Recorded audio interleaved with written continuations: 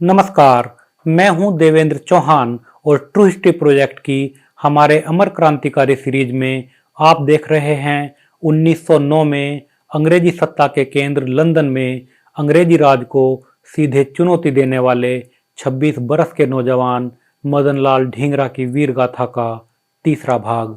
अमृतसर से London mechanical engineering करने आए मदनलाल ढींगरा ने 1 जुलाई 1909 को लंदन के इंपीरियल इंस्टीट्यूट के जहांगीर हॉल में एक आलीशान पार्टी में ब्रिटेन के भारत मंत्री के राजनीतिक सचिव विलियम हट कर्जन वाइली की गोली मारकर हत्या कर दी। इसके बाद जाहिर है उन्हें गिरफ्तार कर लिया गया। अगले दिन 2 जुलाई 1909 को मदनलाल ढींगरा को वेस्टमिंस्टर पुलिस कोर्ट में होरेस स्मिथ की अदालत में पेश किया गया। पूरी अदालती कार्रवाई के दौरान ढींगरा अपनी जेब में हाथ डालकर निडर और बेपरवाह खड़े रहे। जज होरेस स्मिथ ने जब उनसे पूछा कि क्या उन्हें अपनी सफाई में कुछ कहना है, तो उन्होंने कहा कि मैं सिर्फ इतना कहना चाहता हूं कि मैंने डॉक्टर लाल काका को जानबूझकर नहीं मारा, मैंने आत्मरक्षा में उनकी तरफ गोली चलाई। ढींगरा ने अपने बचाव के लिए वकील करने से भी मना कर दिया। अदालत ने ढींगरा को 8 दिन की पुलिस रिमांड में भेज दिया। उन्हें ब्रिक्सटन जेल में रखा गया और अगले दिन लंदन के प्रसिद्ध अखबार द टाइम्स ने लिखा, 25 साल के हल्के पतले शरीर वाले गहरे भूरे रंग का कैदी जिसके सिर पर काले घुंघराले बाल हैं जो माथे तक आते हैं, उसकी आंखों पर सुनहरे फ्रेम वाला चश्मा था और उसने बदन पर साधारण सा विलायती सूट पहन रखा था। यह कैदी अदालत में ऐसी बेफिक्री से खड़ा था जैसे उसका इस मामले से कोई लेना देना ही नहीं है। इस बीच ये खबर पूरे ब्रिटिश साम्राज्य में बिजली की तेजी से फैल गई कि ग्रेट ब्रिटेन की राजधानी लंदन में ब्रिटिश कैबिनेट के भारत मंत्री के सचिव को गोली मारकर खत्म कर दिया गया है। खुद ब्रिटिश प्रधानमंत्री हर्बर्ट हेनरी एस्क्विथ ने, जो खुद एक वकील थे, बयान दिया कि यह हत्या राजनीति से प्रेरित है और किसी गहरे षड्यंत्र की तरफ इशारा करती है। द टाइम्स ने लिखा कि ढींगरा की जेब से मिलने वाले कागज में साफ तौर पर लिखा हुआ है कि भारत पर ब्रिटिश शासन गैर कानूनी है और ऐसे राज को उखाड़ फेंकना कोई गुनाह नहीं है। इस बीच ब्रिटिश सरकार इस बात को लेकर बहुत चौकन्नी थी कि इस घटना से क्रांतिकारियों का मनोबल न बढ़ जाए। सरकार ने ढींगरा परिवार पर दबाव डाला कि वो इस घटना की निंदा करें और मदनलाल से सारे संबंध तोड़ लें। मदनलाल को भांग पीने का आदी बताने के भी प्रयास हुए और ये झूठा प्रचार भी किया गया कि मदनलाल ने घटना के बाद आत्महत्या की कोशिश की थी। साथ ही स्कॉटलैंड यार्ड घटना से अगले ही दिन इंडिया हाउस पहुंच गई और इस खुफिया पुलिस ने वहां रह रहे क्रांतिकारी युवकों का पीछा करना शुरू कर दिया। कांग्रेस के नरम दल के सबसे बड़े नेता सुरेंद्रनाथ बनर्जी ने इंग्लैंड में कहा कि ढींगरा को उकसाने वाले और कोई नहीं, श्यामजी कृष्ण वर्मा ही थे। ब्रिटिश प्रेस में गुप्त सूत्रों से यह भी छपा कि खुद भारत मंत्री लॉर्ड मॉर्ले भी क्रांतिकारियों के निशाने पर हैं और उनके विंबलडन स्थित घर की 24 घंटे कड़ी सुरक्षा के आदेश दिए गए। साथ ही लंदन में रह रहे करीब 300 में से 200 से ज़्यादा भारतीय छात्रों को पुलिस ने निगरानी में रखने का फैसला किया। पुलिस ने इंडिया हाउस को अपने कब्जे में ले लिया और श्यामजी कृष्ण वर्मा के अखबार इंडियन सोशियोलॉजिस्ट को, जिसे उस समय सावरकर चलाते थे, उसकी प्रेस और उसकी सारी प्रतियों को जब्त कर लिया और फ्रांस की सरकार से श्यामजी कृष्ण वर्मा के प्रत्यर्पण की मांग की गई। साथ ही लाला लाजपत राय और दक्षिण अफ्रीका में रह रहे मोहनदास गांधी ने ढींगरा द्वारा की गई क्रांतिकारी हिंसा की निंदा की। उधर क्रांतिकारी और उनकी राष्ट्रवादी प्रेस ढींगरा के काम की कुछ खुले और कुछ दबे स्वर में प्रशंसा कर रहे थे। श्यामजी वर्मा ने पेरिस में लिखा कि राजनीतिक उद्देश्य के लिए की गई हत्या कोई हत्या नहीं है। श्यामजी वर्मा ने अगस्त 1909 में एक भारतीय की इंग्लैंड में शहादत शीर्षक से लेख लिखकर ढींगरा को श्रद्धांजलि भी दी थी। इससे पहले 5 जुलाई 1909 को कर्जन वायली और डॉक्टर लाल काका की हत्या की जांच अलग अलग अदालतों में शुरू हुई। उस दिन केंसिंगटन टाउन हॉल में वेस्ट लंदन की कोरोनर अदालत खचाखच भरी हुई थी। सरकार ने आरोप सिद्धि के लिए 10 गवाह पेश किए थे। ढींगरा की ओर से कोई वकील पेश नहीं हुआ और न ही वो खुद अदालत में पेश किए गए। अदालत ने बताया कि ढींगरा ने अदालत में आने से मना कर दिया था।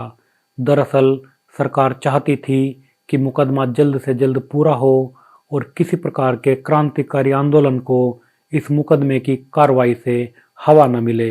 अदालत ने सर्वसम्मति से ढींगरा को कर्जन वायली की हत्या का दोषी पाया। पुलिस रिमांड खत्म होने के बाद अगली तारीख पर ढींगरा को पहली बार अदालत में पेश किया गया। उन्होंने अदालत से कहा कि उनका बयान उस कागज पर लिखा है जो पुलिस ने घटना की रात उनसे ले लिया था।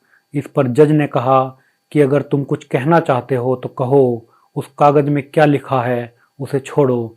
तब ढींगरा ने कहा, मैं अंग्रेजों को पिछले 50 सालों में भारत के 8 करोड़ लोगों की हत्या का दोषी मानता हूँ।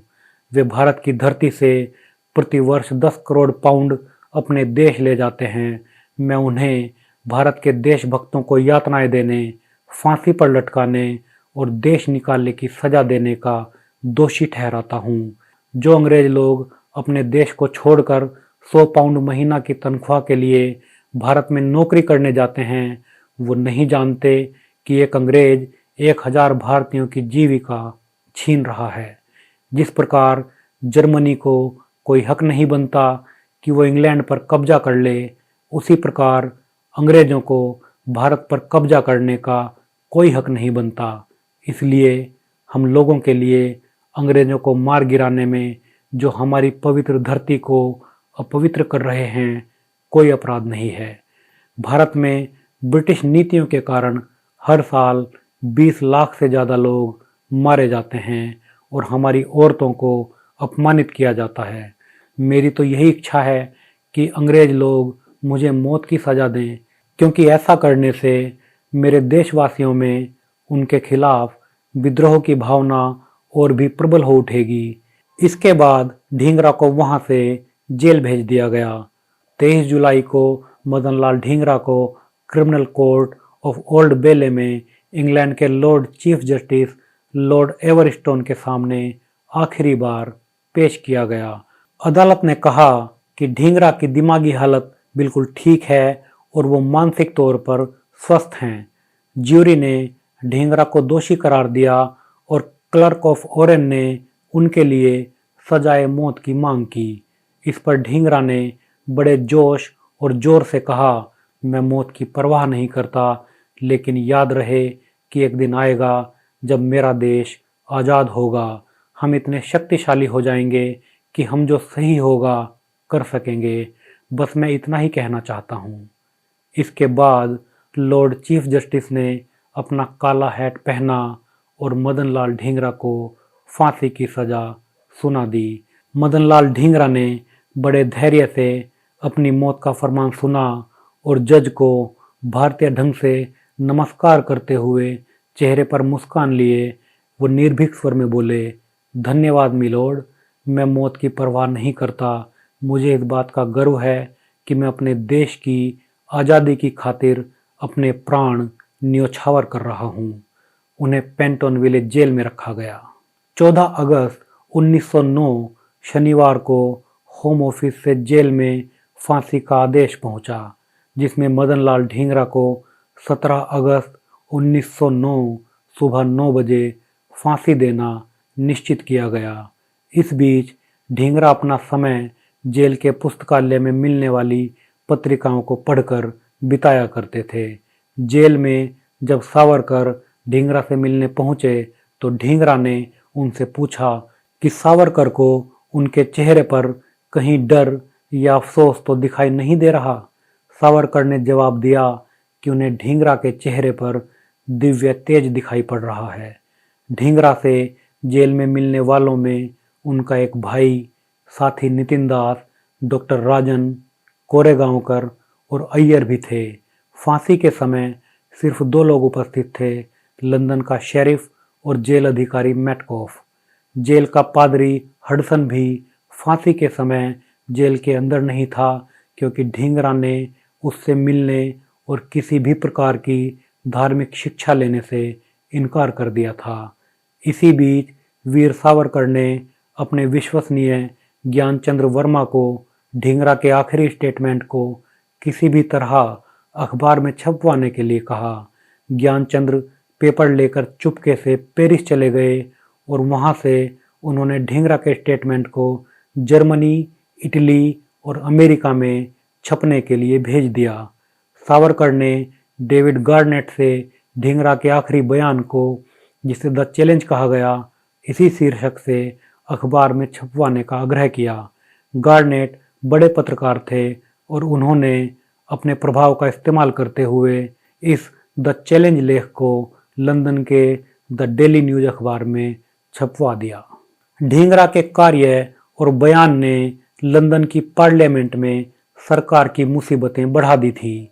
एक सांसद मिस्टर कैनेडी ने अंडर सेक्रेटरी एलिबैक से भारत में पिछले 100 सालों में मारे जाने वाले लोगों और साथ ही सरकार की आमदनी का हिसाब पूछ डाला। सरकार को न चाहते हुए भी हाउस ऑफ कॉमन्स और हाउस ऑफ लॉर्ड्स में इन सभी सवालों का जवाब देना पड़ा, जिन्हें ढींगरा के बयानों ने उभार कर रख दिया था।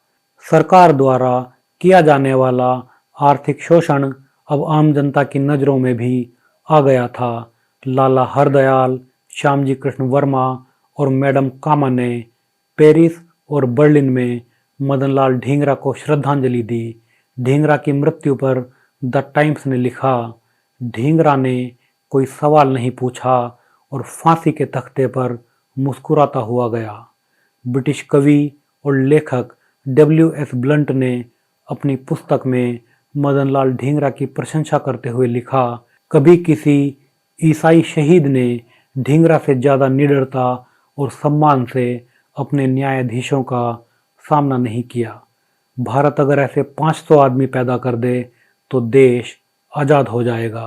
ब्लंट के अनुसार चर्चिल ने बताया कि खुद लॉर्ड जॉर्ज ने, जो बाद में ब्रिटेन के प्रधानमंत्री बने, ढींगरा की देशभक्ति की तारीफ की और कहा कि अब से 2000 साल बाद भी ढींगरा को भारत में उसी तरह याद किया जाएगा जैसे हम ब्रिटेन वासी रेगुलस और क्रैकटस को याद करते हैं। चर्चिल ने कहा कि मदनलाल ढींगरा के अंतिम शब्द देशभक्ति पर आज तक कहे गए सर्वश्रेष्ठ शब्द हैं। एक आखिरी बात, मदनलाल ढींगरा की अंतिम इच्छा थी कि उनका अंतिम संस्कार हिंदू रीति रिवाज से हो, पर ब्रिटिश कानून के मुताबिक फांसी की सजा के बाद शव को परिजनों को नहीं सौंपा जाता था, बल्कि जेल में ही गाड़ दिया जाता था। जब 1976 में अधिकारी क्रांतिकारी उधम सिंह के अवशेष पेंटनवेल जेल में ढूंढ रहे थे तो 13 दिसंबर 1976 को मदनलाल ढींगरा के अवशेष भी मिले। इन अवशेषों को 15 दिसंबर 1976 को भारतवर्ष लाया गया। आज इनकी पवित्र राख महाराष्ट्र के अकोला जिले में एक चौक पर रखी हुई है।